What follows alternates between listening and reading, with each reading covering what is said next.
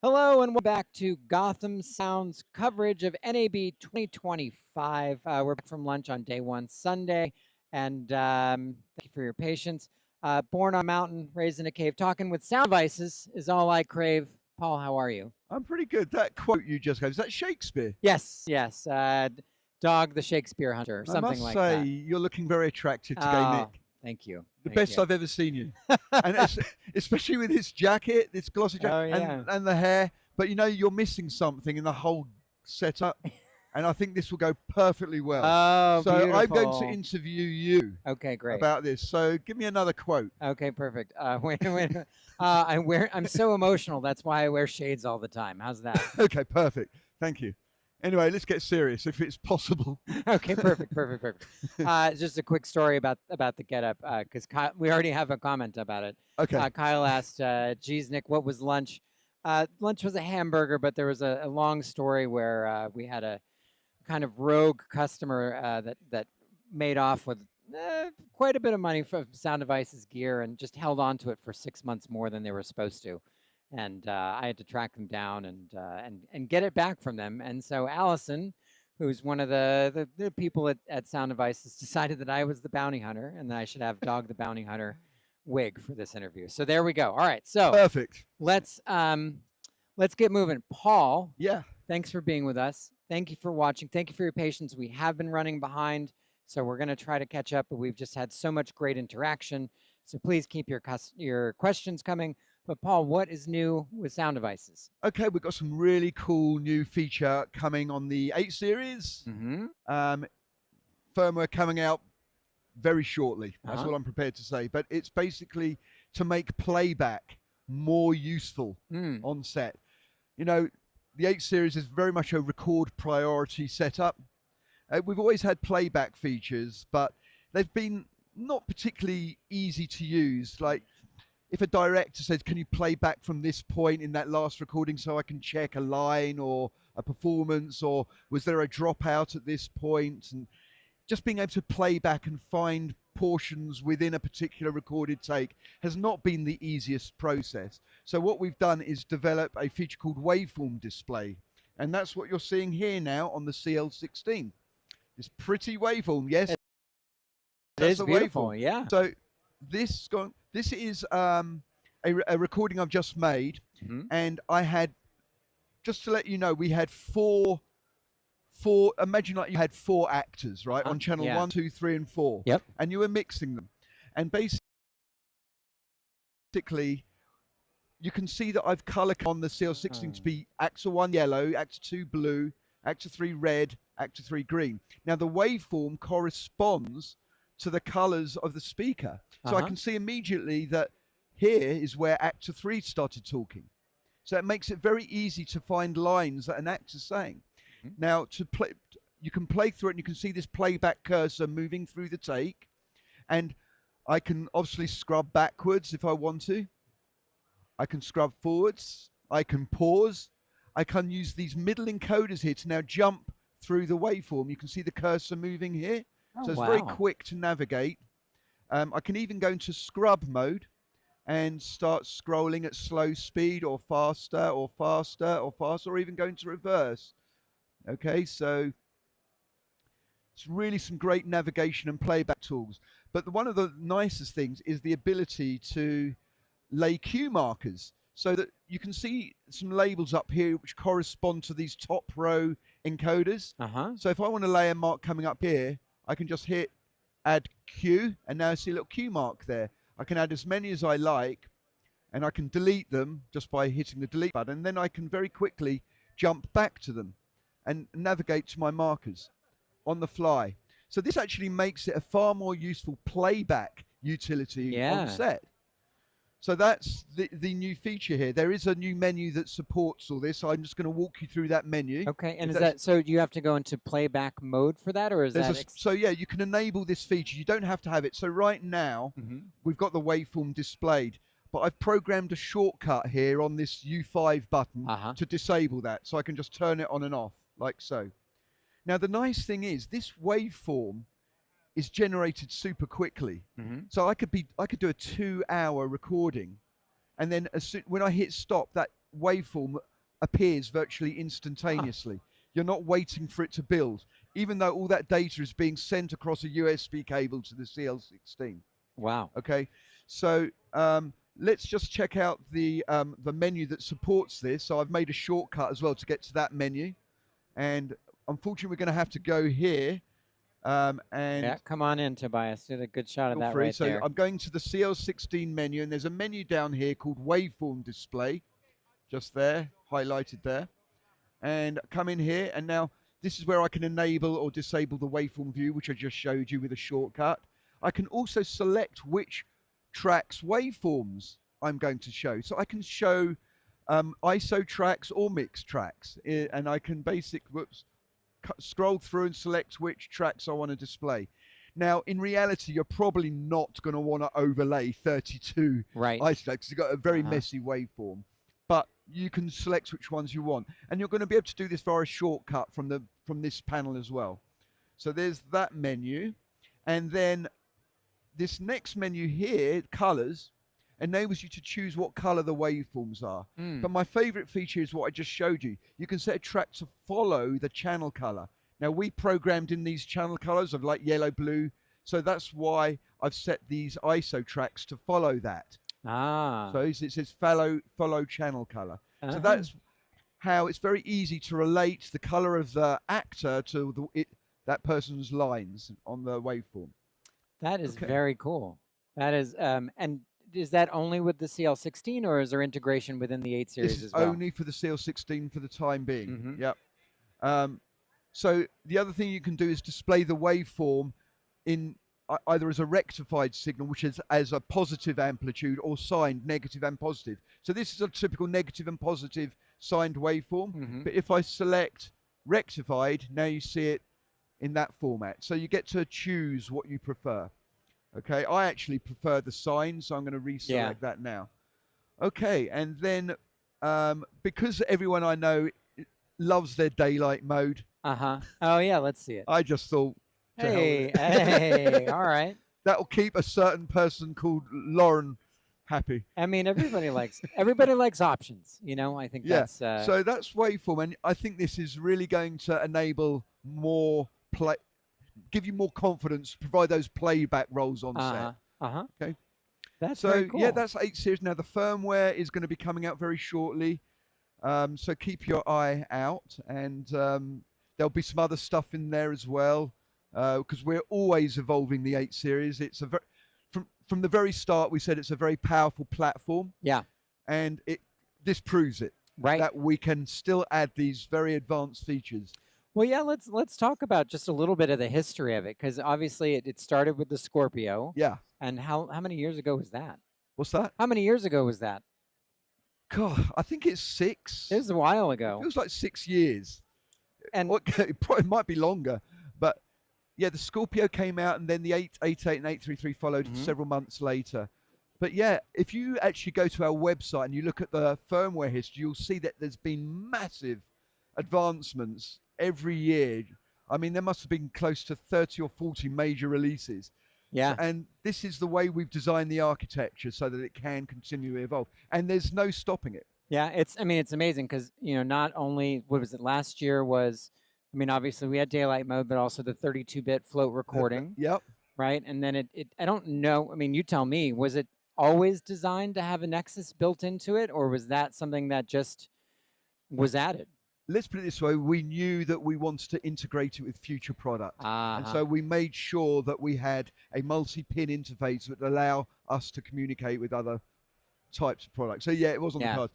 The other thing, I don't know if this has ever been seen at NAB before, but the routing matrix that we now have on SD Remote, I don't think not many people knew about it. Yeah. Because we announced it at the same time as 32-bit float, so it got lost in the noise. Yeah. But I think this is one of the most useful features. You can, well, let's just turn on multi-tab here. I can now see my entire output. I can see all my bus outputs, all my analog outputs, all my AES outputs.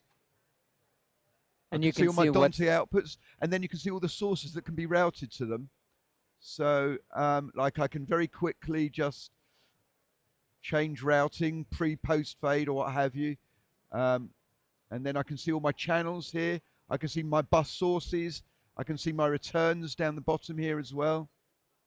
So yeah, I mean it's a massive matrix, but it does help to give you that overview. Yeah. Right, because there's just so many routing points in the product. So yeah, Cool. that's all we got for you on the 8 series. But I would like to. We do have a comment. Okay. Kyle said, and it's more of a statement, but Kyle said, so the 8 series still has a long life ahead of it. Oh, absolutely. Yeah. Yeah. Okay. Absolutely.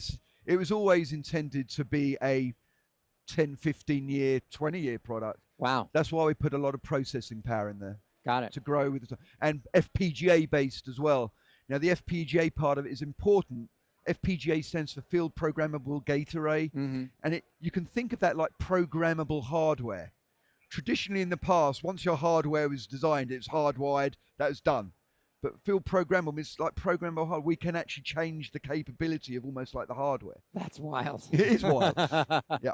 All right. Well, let's move on from the 8 series. Okay. We'll revisit it again for the next firmware update. Yeah. But let's talk about the new hardware. So this was shown at NAB, right? This is the same. I'll hold this one. So this was shown at NAB last year. No. Was it? Oh no, Yeah. it was.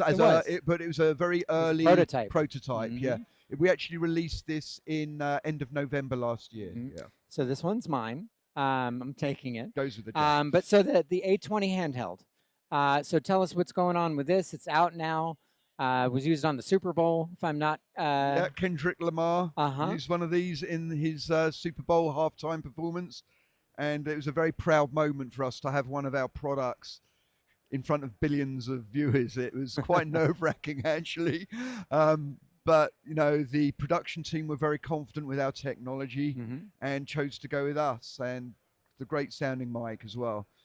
So actually, this might look like a gimmick, but actually we're showing one of the key aspects of the handheld is that it's designed in such a way that you can remove the various sections of the mic. The collar here, the capsule are all removable, and the cover here, and it makes it very cheap and effective to glitzify, for want of a better word, your handheld look. And most artists, or many artists, like to have their own customized look. Yeah, sure. And that would typically involve sending off the hardware, a actual microphone to be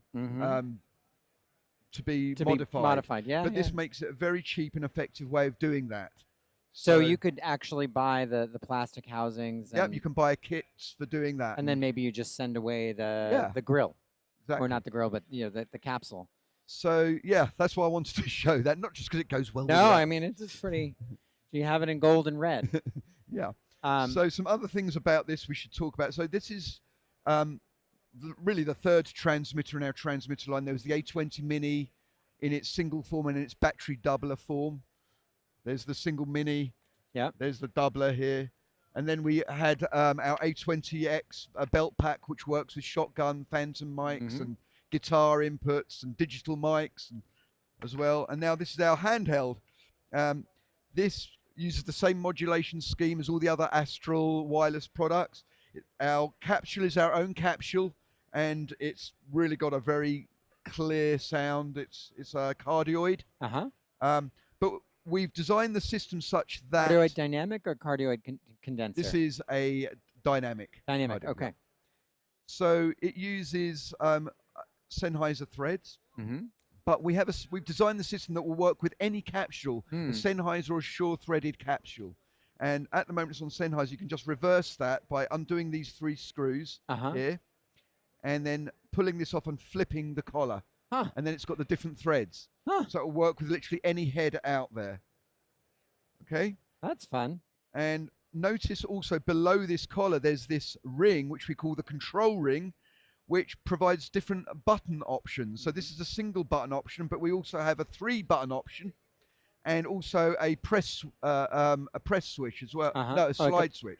So you can program these buttons to perform various functions like power on, power off, record, mute, triggering macros on console, and that's what I want to talk about now. Okay. Because one of the few new features of our Astral firmware, the Nexus firmware, and the Super Nexus firmware is the ability to program these buttons to trigger a macro flag, which gets sent to the Super Nexus or Nexus, and then that will communicate via a network using our a protocol which Digico and we worked on together called Astralcom. That macro flag gets transmitted to the Digico console and then can be used to trigger almost any function on that console, and it's compatible with the Quantum series and the SD series. So like a typical example might be programming this to trigger a macro which then routes the micro into a different channel, or mutes a channel, or opens a channel, or maybe opens all the faders, or closes the faders, or adds an effect, a reverb effect. I mean, in the wrong hands, it could be quite dangerous, but in the right hands, it can be a very, very useful tool. But so essentially, like you could trigger a bunch of effect pedals. You know, I think about a guitarist, right? When they have they push this and they push that with their foot, like it could be very similar, but just triggering effects at a board. Exactly. That's neat. It's very neat. It's very, very unique.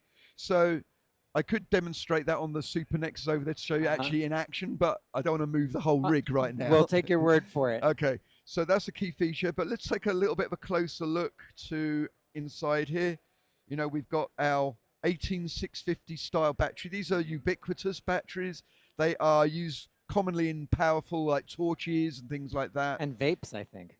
And what? And vapes. Yeah, absolutely. It's right here. This will power the mic for over 10 hours. Wow. Pretty good. It's all chargeable within the handheld via USB port.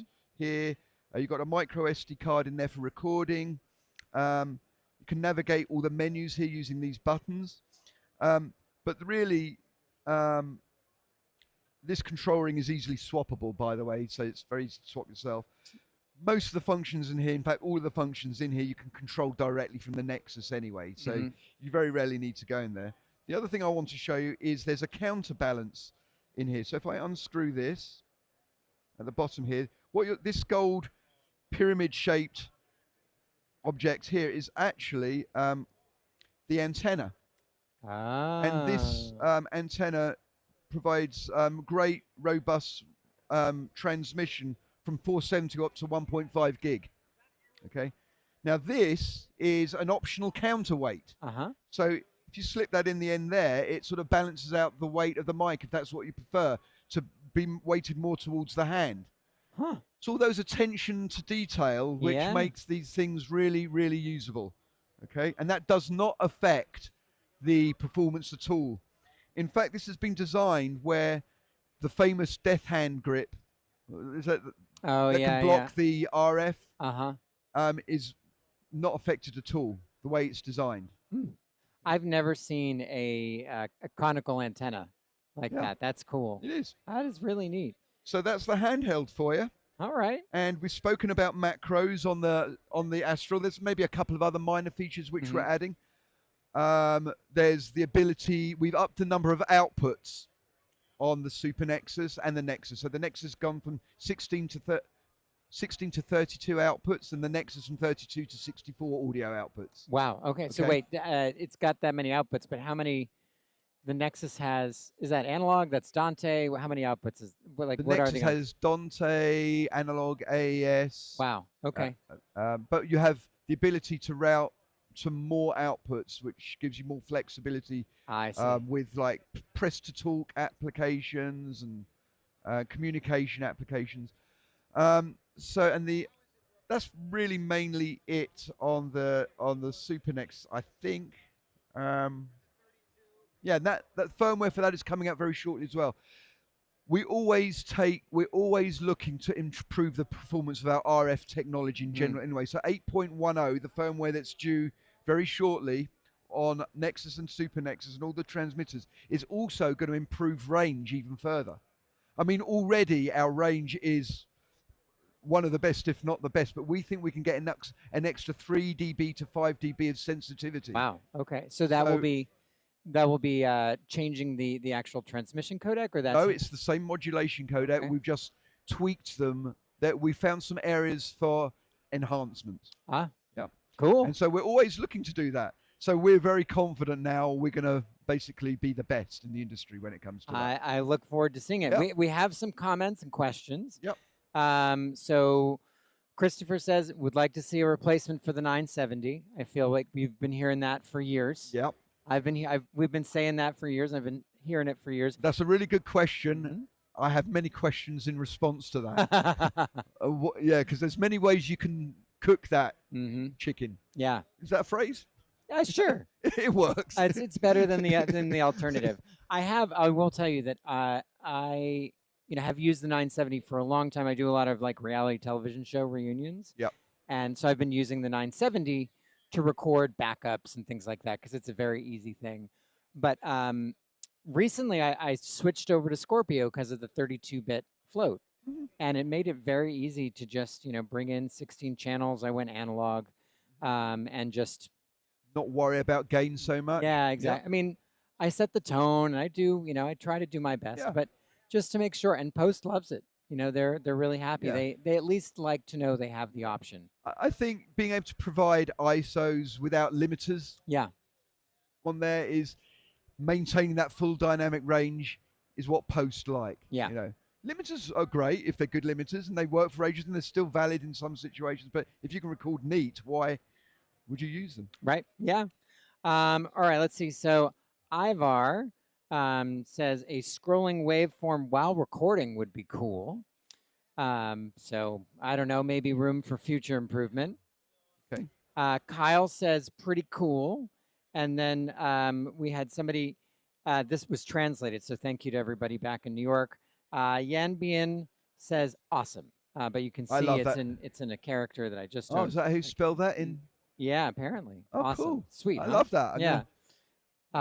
Good questions. And then good questions, great comments. And Javier says that he really likes the touchable feature on the mixer, which obviously, having all the buttons. My God, I almost forgot a really important thing. Okay. Really important thing, because it's you guys, especially a guy called TK, who you might know. Where is he? Yeah. Well, you guys have been hassling me for so long about the P1M. Yes. Well, we've got support for that. It finally works. Yay. Hooray! And we've actually designed some mapping files for the touchpad. So you've got 5 layers of functions in the touchpad on the P1M, which we have already got a mapping file that we'll make available on our website or wherever, so you can load it onto your 8 series and go. And you don't even need the new firmware with that to make it work. What was the I forget what the manufacturer name is. I know the P1M. Icon, that's it. Yeah, the Icon was one of the first mix and control surfaces that was worked with the Scorpio before the CL16 came out, and then they discontinued the P1 or whatever it was. It was cool. I think it was the M Plus. That's right, the platform M Plus, and now they have the P1M, and the P1M is now compatible with sound device. That's great. And the main difference between that control is that it's got this touchpad.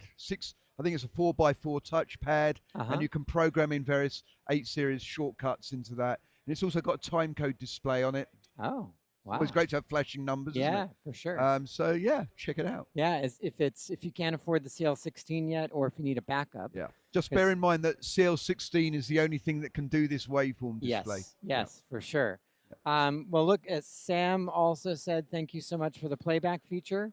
So a lot of really positive comments. Great. And we appreciate it. So Paul, I appreciate this interview. Normally you're so dull to look at. I know. And I think you should make this a permanent part of your attire. If I could grow the hair for real, it would be great. But otherwise, it's very itchy. Take to make that happen. Exactly. I'll just take a lot of Rogaine. I'll just live. All right. Well, thanks a lot, Paul. Thank you so much. Yep. Everybody out there, thank you so much for watching. Thank you for your comments. As always, you can stay tuned to GothamSound.tv for more videos like this. You can follow us on pretty much any social media you can think of. You can email us at info@gothamsound.com.